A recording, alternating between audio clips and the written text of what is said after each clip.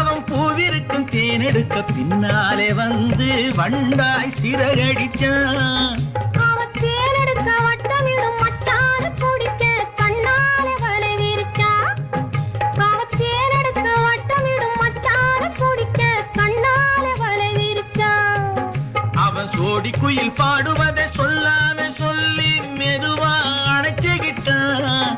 அவன் சோடி குயில் பாடுவதை சொல்லாம சொல்லி